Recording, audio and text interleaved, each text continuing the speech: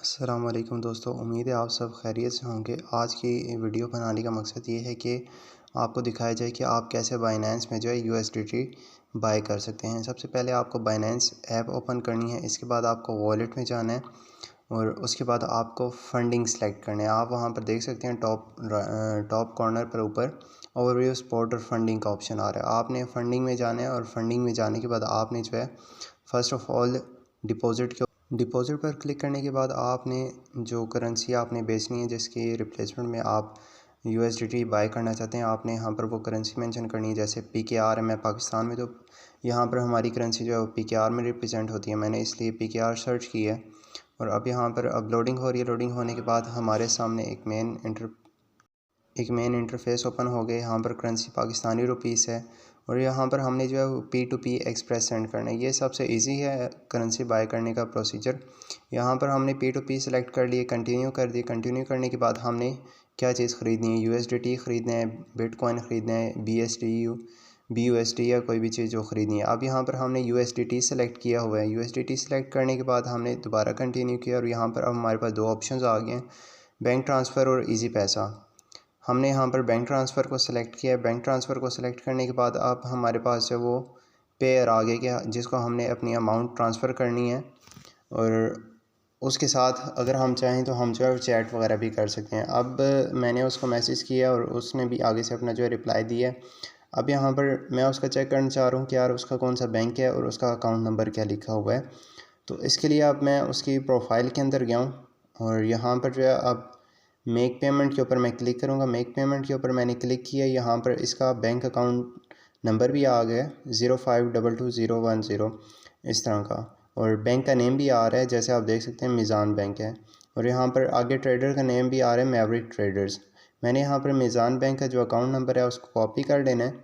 Copy करने के बाद जो है मैंने अपने मोबाइल की बैक स्क्रीन पर जाकर आपने अपनी कोई भी जो ऑनलाइन बैंकिंग ऐप है आपने उसको ओपन करना है। जैसे मैं अल्फला की बैंकिंग ऐप यूज़ कर रहा हूँ, तो मैंने यहाँ पर इस एप्लीकेशन को ओपन कर लिया है।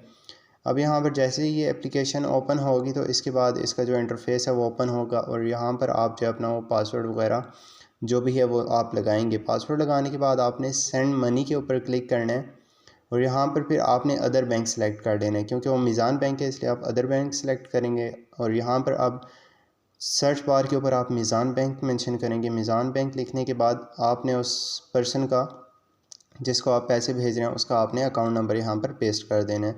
अब यहाँ पर आपने अमाउंट लिखनी है कि आप कितनी अमाउंट की क्रिप्टो करेंसी ख़रीदना चाह रहे हैं। यहाँ पर आपने अब नेक्स्ट कर देना है आपने अपनी अमाउंट लिखने के बाद।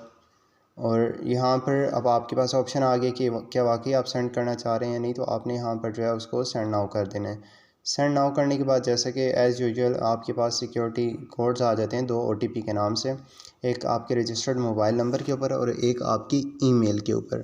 तो आपने यहाँ पर जो है अपने जो ओटैग के नाम से जो पासवर्ड्स हैं आपने वो यहाँ पर जो मेंशन करने हैं। सिर्फ वन टाइम पासवर्ड्स होते हैं, उसके बाद ये रिफ़्रेश हो जाते हैं।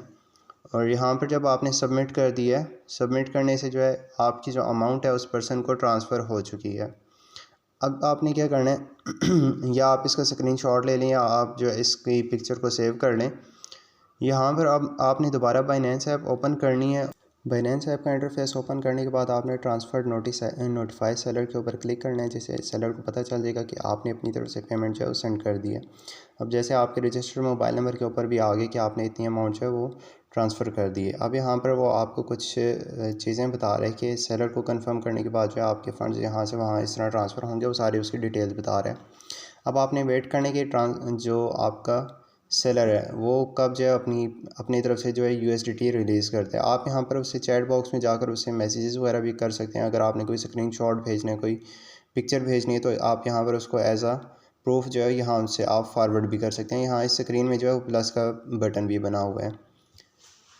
अब हम सेलर का वेट करते हैं कि हम सेलर जो है हमारी USDT जो है वो कब रिलीज़ करता है। जब तक सेलर अमाउंट रिलीज़ नहीं करता आप उस टाइम तक जो है उसके साथ मैसेज के अंदर जो है कन्वर्सेशन कर सकते हैं। अब आप देख लें स्क्रीन पर उसने 68.04 USDT जो है वो रिलीज़ कर दी है।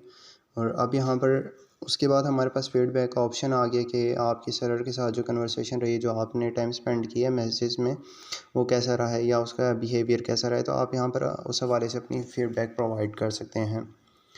अब इसके बाद जो है, अब हम दोबारा से अपनी बाइनेंस की जो मेन स्क्रीन है उस पर जा रहे हैं। हम यहाँ से बैक हो रहे हैं। बैक होने पर हम चेक करेंगे कि हमने जो USDT बाई किए हैं क्या वो हमारे अकाउंट के अंदर आ चुके हैं या नहीं। इसके लिए हमने फिर से जो है फंडिंग वॉलेट में वापस आना है और जाकर उसको एक बार रिफ़्रेश करना है और अपने डॉलर चेक करने हैं। अब जैसा कि आप देख सकते हैं, ये इतनी $68.04 हमारे अकाउंट में ट्रांसफ़र हो गए हैं।